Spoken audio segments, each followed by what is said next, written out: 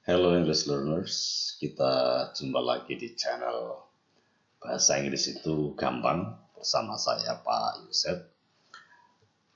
Kali ini kita akan membicarakan tentang adjectives atau kata sifat.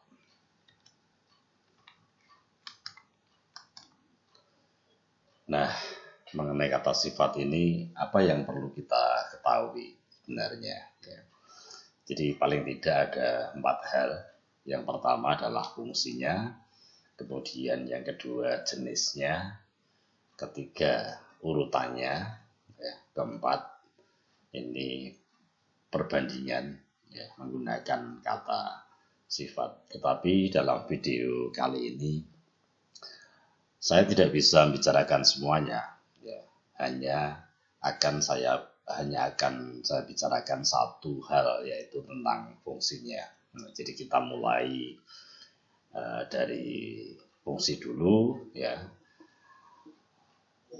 dan agar ini bisa dipahami dengan baik, baru pada video selanjutnya kita bicarakan tentang hal-hal yang lain. Nah, mengenai fungsi adjectives, ya, jadi adjectives atau kata sifat itu fungsinya menerangkan atau menjelaskan kata benda. Itu saja sebenarnya, ya. Nah, kata benda di sini itu bisa berkaitan dengan perasaan, kualitas, warna, kebangsaan atau asal-usul, materi atau bahan, bentuk, dan juga umur atau yang lainnya lagi. Tetapi dalam kelompok besar, ini semua yang akan kita lihat satu persatu. Nah, kita mulai dari kata sifat yang menjelaskan perasaan. Jadi kita bisa mempunyai kalimat misalnya he is lonely. Ya, jadi lonely itu kata sifat yang menjelaskan he. Ya. Atau bisa juga dikatakan he is a lonely man. Ya. Jadi yang pertama itu lonely kita letakkan di akhir kalimat.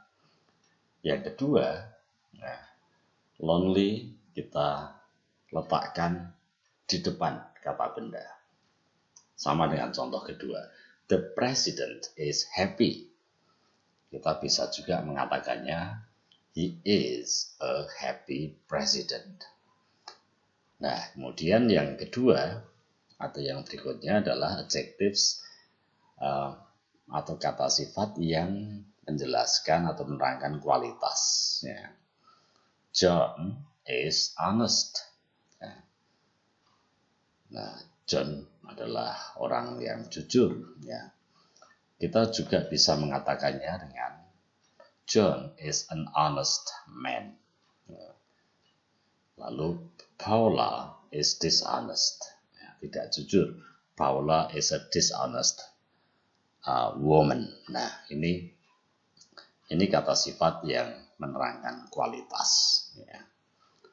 Kita lihat berikutnya, kata sifat yang mendeskripsikan atau menjelaskan tentang warna. That shirt is red. Nah, bisa juga kita katakan that is a red shirt. Ya. Contoh berikutnya, the sky is blue. I love blue sky.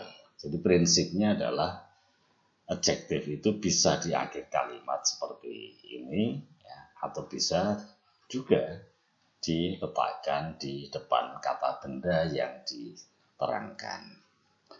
Nah, berikutnya kata sifat yang menjelaskan tentang kebangsaan atau asal-usul. Ya. Wati is from Indonesia. She is an Indonesian. Jadi Indonesian di sini merupakan kata sifat dari Indonesia. Indonesia sendiri merupakan noun atau kata benda. Elmeni is from Egypt. He is an Egyptian. Nah, ini sama dengan contoh pertama. Indonesia, Indonesian, Egypt, Egyptian. Tetapi berbeda contoh yang ketiga. Saddam Hussein was from Iraq. He was an Iraqi. Ya, jadi Iraqi itu merupakan kata sifat dari Irak, bukan Irakan tetapi Iraqi. Ya, ini tentang kebangsaan atau asal usul. Berikutnya adjectives yang menjelaskan tentang materi. Ya. Nah, ini berbeda dari contoh-contoh sebelumnya. Kita lihat, that dress is made of silk. Ya. Nah, silk di sini merupakan kata benda. Ya. Tetapi dalam kalimat kedua, that silk dress is expensive. Silk itu berfungsi sebagai kata sifat atau adjective. Ya. Kemudian yang berikutnya, that beautiful table is made of wood. Ya. Nah, wood di sini kata benda juga. Tetapi dalam kalimat kedua, that wooden table is beautiful. Jadi wooden itu kata sifat dari wood. Ya. Tetapi untuk silk ini sama. Tidak silken tetapi silk. Ya. Nah, kemudian mengenai adjectives yang menjelaskan bentuk, ya. This table is round, but that one is square. Nah, round dan square ini merupakan kata sifat, ya, yang menjelaskan bentuk. Kemudian contoh berikutnya, this is a round table, but that is a square one. Nah, one di sini sebagai ganti table. Jadi ini round dan square kita letakkan di depan kata benda yang dijelaskan atau yang diterangkan. Nah, sekarang mengenai adjectives yang menjelaskan tentang umur atau usia. That man is 20 years old. Ya. Itu contoh kalimat pertama. Kalimat kedua, that 20-year-old man is my son. Perlu diperhatikan di sini bahwa yang pertama itu kita menggunakan 20 years, ada tambahan S di sana.